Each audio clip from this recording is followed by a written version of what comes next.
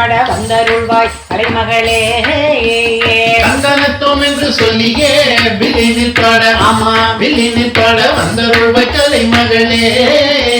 சாணக்கிய ரசிகத்து சரஸ்வதி பூஜை வாழ்த்து, சரஸ்வதி பூஜை வாழ்த்து. ஆக மொத்தம் எல்லாருக்கும் வில்லிசையில், வில்லிசையில் அன்னை தமிழ் வாழ்த்து, அன்னை தமிழ் வாழ்த்து.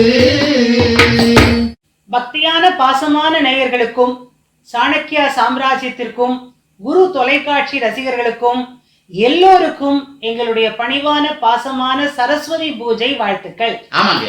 அதாவதுங்க, கல்வியா செல்வமா வீரமா, 3 நாளும் துர்கா பூஜையை பத்தி பார்த்தோம், லட்சுமியை பத்தி பார்த்தோம், சரஸ்வதியை பத்தி பார்த்தோம்.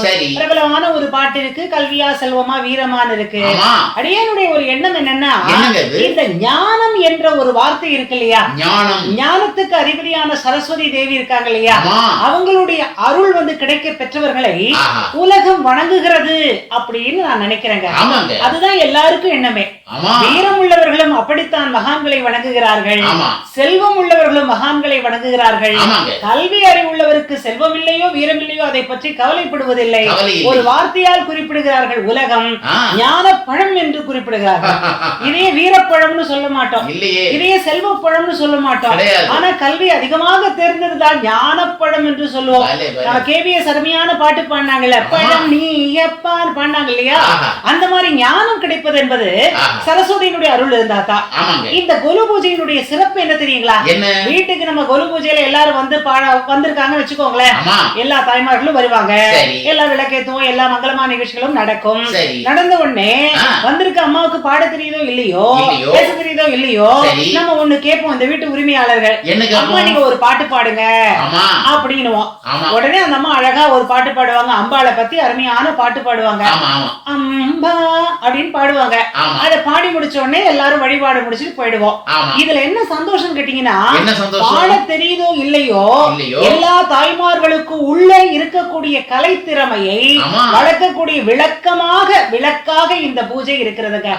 அதனாலதான் பாரதி சொன்னதை நான் நினைத்து பார்க்கிறேன், வீடுதோறும் கலையின் விளக்கம் என்றார் இல்லையா, இந்த பண்டிகைக்கு தான் சொல்லி இருக்கிறாரோ அப்படின்னு கூட நான் நினைக்கிறேன். ஆதிசங்கர பெருமான் அழகா ஒரு வார்த்தை சொல்லுவார், பக்திங்கிறது எதுக்குன்னா, நம்ம பெருமானுக்கு வைக்கிற நைவேத்தியத்துக்கு ஆசைப்பட்டு அவர் ஒண்ணும் சொல்லல. அம்பாள் என்ன சுண்டல் பார்க்காதவளா, அம்பாள் என்ன பயிர் பார்க்காதவளா, இத்தனை உயிரை படிச்சவளுக்கு பயிர் தெரிஞ்சிருக்காதா, அவளுக்கு தெரியாதுன்னா அவளுக்கு கிடைக்காது என்ன, பக்தியை பழக்கப்படுத்தவே பண்டிகைகள் உருவாகின அப்படிங்கறது ஆதிசங்கருடைய கருத்துங்க. ஆக இப்ப சரஸ்வதி தேவியை கும்பிடக்கூடிய விஷயத்துல இந்த சரஸ்வதி பூஜை அன்னைக்கு ஒரு நல்ல விஷயம் என்ன தெரியுமா, விஜயதசமி அன்னைக்கு எல்லாரும் எடுத்து படின்னு சொல்லுவோம். குழந்தைகளுக்கு எல்லாம் அந்த பூஜை ரொம்ப பிடிக்கும், ஏன்னா அன்னைக்கு ஒண்ணு படிக்கூடாதுன்னு சொல்லுவாங்க. அழகா விளக்கு முன்னாடி எல்லாத்தையும் புக் எல்லாம் வச்சு பூஜை பண்ணுங்க. வருஷம் முழுக்க பூஜை பண்றாங்களோ இல்லையா, அந்த நாள் நீங்க உங்க அழகா பூஜை பண்ணுவாங்க. இன்னைக்கு படிக்க கூடாது, நாளைக்கு தான் படிக்கணும், குழந்தைங்க ரொம்ப சந்தோஷமா சொல்லும். ஆக சரஸ்வதி எங்கெல்லாம் இருக்கிறாள், வீட்டுக்குள் இருக்கிறாள், அந்த ஏட்டுக்குள் இருக்கிறாள், பாட்டு நோட்டுக்குள் இருக்கிறாள், நாட்டுக்குள்ளும் இருக்கிறாள், நமக்குள்ளும் இருக்கிறாள். இதெல்லாம் நமக்கு தெரிஞ்ச முகவரி. ஆனா பாரதியாரு கலைமகளுக்கு முகவரி சொல்றாரு. அதுதாங்க மனுஷனுடைய அற்புதமான ரிஷி தான் உண்மையிலே. அவரு என்ன அழகா சொல்றாரு பாருங்க, மகா சரஸ்வதி எங்கே இருக்கிறார் கண்டுபிடிச்சு சரஸ்வதியின் பிள்ளை சொல்கிறார், பாட்டாக பாடுகிறார். வெள்ளை தாமரை பூவில் ஏறுப்பாய், வீணை செய்யும் ஒலியில் ஏறுப்பாய், வெள்ளை தாமரை பூவில் ஏறுப்பாய், வீணை செய்யும் ஒலியில் ஏறுப்பாய், கொள்ளை இன்பம் குலவு கவிதை, கொள்ளை இன்பம் குலவு கவிதை, கூறு பவல உள்ளத்து இருப்பாய், வெள்ளை தாமரை பூவில் இருப்பாய், பேனை செய்யும் ஒலியில் இருப்பாய், உள்ளதா பொருள் தேடி உணர்ந்த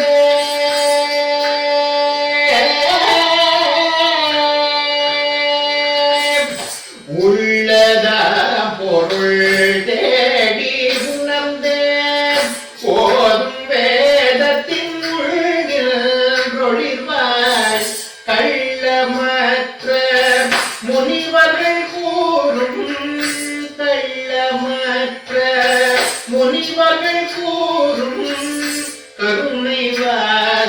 பொருள் ஆவாய் வெள்ளை தாமரை பூவில் இருப்பாய் தேனை செய்யும் ஒலியில் இருப்பாய்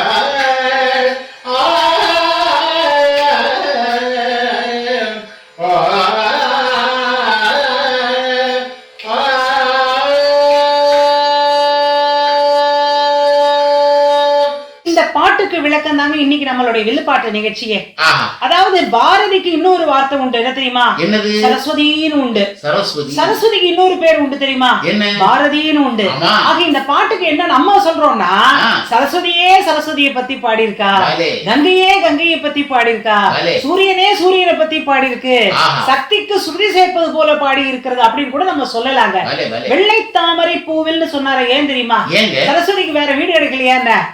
எவன் ஒருவனுடைய மனம், யார் ஒருவருடைய மனம் வெள்ளையாக இருக்கிறதோ, கள்ளம் கபடு சூது வாது வினயம் விஷம் விவரம் இதெல்லாம் இல்லையோ, எங்க நம்மளுக்கு இடம் காலியா இருக்கு அங்கதானே நம்ம வீட்டுக்கு போவோம். அந்த மாதிரி எங்க உள்ளம் சுத்தமாக இருக்கிறதோ, அப்படி வெள்ளை தாமரையாக இருக்கிறதோ, அங்குதான் சரஸ்வதி இருப்பாள் என்ற முகவரியை கொடுப்பதன் மூலமாக மனசை வெள்ளையா வச்சுக்கோன்றார். அடுத்து வீணை செய்யும்ன்றார், என்ன தெரியுமா? நம்ம சரஸ்வதி அம்பாள் வீணை வச்சிருக்காங்க. சௌந்தரிய லகரியில கூட அழகான ஒரு ஸ்லோகம் வரும். சரஸ்வதி அம்மா வீணையை வாசிக்க ஆரம்பிச்சோடனே மகாபாரதி நம்ம பார்வதி தேவி ஆஹா சபாஷனே அதுவே சாப்பாசா மாதிரி இருந்ததா.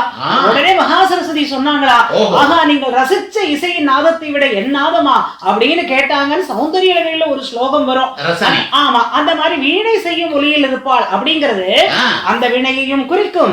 இன்னொரு வீணை உண்டுங்க, அதுதான் மாமுட வீணை. நீங்க வீணைய பாத்தீங்கன்னா அந்த ஒரு தலைப்பகுதி, அந்த முதுகு நரம்பு பகுதி, அப்படியே கீழே வயிற்று பகுதி, இது ஒரு மானுட வீணை அமைப்பில் தான் மந்திர வீணை இருக்கிறது. மந்திர வீணை அமைப்பில் தான் மானுட வீணை அப்படின்னு ஒரு ஆராய்ச்சியே சொல்வாங்க. ஆக மீட்டிக்கிட்டே இருக்கா பாத்தீங்களா, அவங்க மீட்டுற ஸ்வரங்கள் தான் வரங்களாகி கீழே மகான்களா பிறக்கிறாங்க.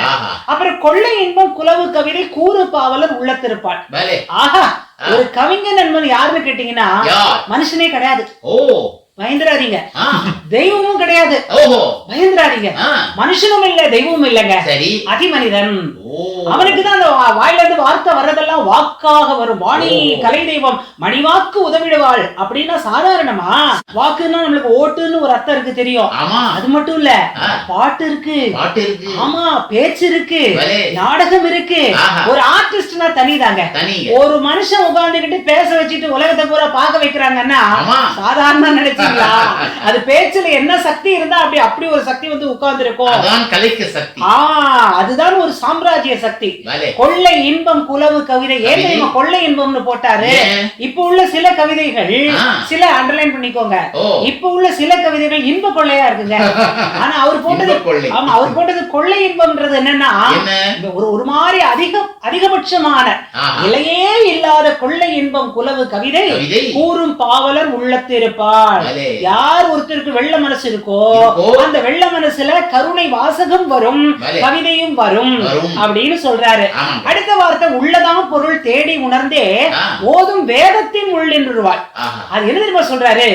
உள்ளதாம் பொருள் இருக்குன்றார், இல்லன்னு ஒருத்தர் சொல்ல வராத ஏன்றார். உள்ளதாம் பொருள் தேடி உணர்ந்தே. உலகத்துல தேடி கிடைக்காமல் இருக்கவே முடியாது தெய்வத்தை. யாருக்கு கிடைக்கலையோ அவன் தேடலன்னு அர்த்தமே தவிர யாருக்கெல்லாம் கிடைச்சிருக்கோ அவங்க எல்லாம் தேடி இருக்காங்கன்னு அர்த்தம். உள்ளதாம் பொருள் தேடி உணர்ந்தே ஓதும் வேதத்தின் உள் நின்றுள்வாள். அடுத்து ஒரு வார்த்தை சொல்றாருங்க, கள்ளமற்ற முனிவர்கள் கூறும் கருணை வாசகத்து உட்பொருள் ஆவான்னு சொல்றாரு. கள்ளமற்ற முனிவர். அது ஏன் தெரியுமா? அந்த கருணை வாசகம்னு ஒரு வார்த்தை சொல்லியிருக்காரு. முனிவர்கள் பேசுவது எல்லாமே இந்த காலத்துல நம்ம மனுஷங்க ஒருத்தருக்கு ஒருத்தர் உணர்ச்சி வசப்பட்டு 7 கட்டையில 8 கட்டையில 9 கட்டையில பேசிக்கிறோம். அப்படி எல்லாம் இருக்க கூடாது. கருணை வாசகம். அப்படியா? ஆமா சரி, இப்படி நீங்க பேசி பாருங்களேன். வீணை வாசிப்பது போல பேசி பாருங்கள். வாழ்க்கையில இருக்கிற சுபிட்சம் இருக்கே அது முனிவர்களிடம் மட்டும்தான் முடியும். அதுதான் கள்ளமற்ற முனிவர்கள் கூறும் கருணை வாசகத்து உட்பொருளாவாள் இருக்கார். அடுத்து போறார், மாதர் தீங்குரல் பாட்டில் இருப்பாள், இப்ப சில இடத்துல பட்டில் இருப்பாள், எல்லாம் இருக்குது, நிறைய வார்த்தைகள் போட்டிருக்கார். இருந்தாலும் கலைமகளின் முகவரியை நம்முடைய அற்புதமான மகாகவி பாரதி சொன்ன வார்த்தையை வைத்து, அவர் வார்த்தையை வைத்து நான் என்ன நினைக்கிறேன் நினைக்கிறேன்னா என்ன என்னைக்கு நல்லதோர் விடை செய்தே அப்படின்னு எழுதினாரோ அது தன்னை அகச்சான்றாக வைத்துத்தான் எழுதி இருக்கிறாரோ. வல்லமை தாராயோ இந்த மாநிலம் பயனுற வாழ்வதற்கேன்னு கேட்ட பிள்ளை பராசக்தியின் பிள்ளை, பாரதத்தின் பிள்ளையா. அந்த பிள்ளை வேறு யாரும் அல்ல, மகாசரஸ்வதி கையில் இருக்கும் வீணைதான் என்று என்னுடைய அன்பு பிள்ளையாக, அவருக்கு அன்பு பிள்ளையாக இருந்து நாம் எல்லோரும் சிந்திப்பதற்கு கடமைப்பட்டிருக்கிறோம். அம்பாளின் அருள், என் அப்பாவின் ஆசி எல்லாமாக சேர்ந்து அடியேன் இந்த கருத்தை சொல்கிறேன்.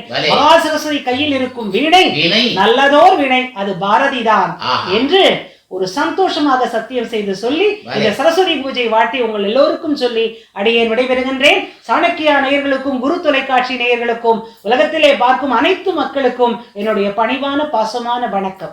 வாழியவே பல்லாண்டு, நவராத்திரி வாழ்த்து சொன்னோம் வாழியவே, பல்லாண்டு பல்லாண்டு வாழியவே, பெரியோருக்கும் எங்களுக்கு உரியதாக வாழிய வாழிய வாழிய வாழியவே.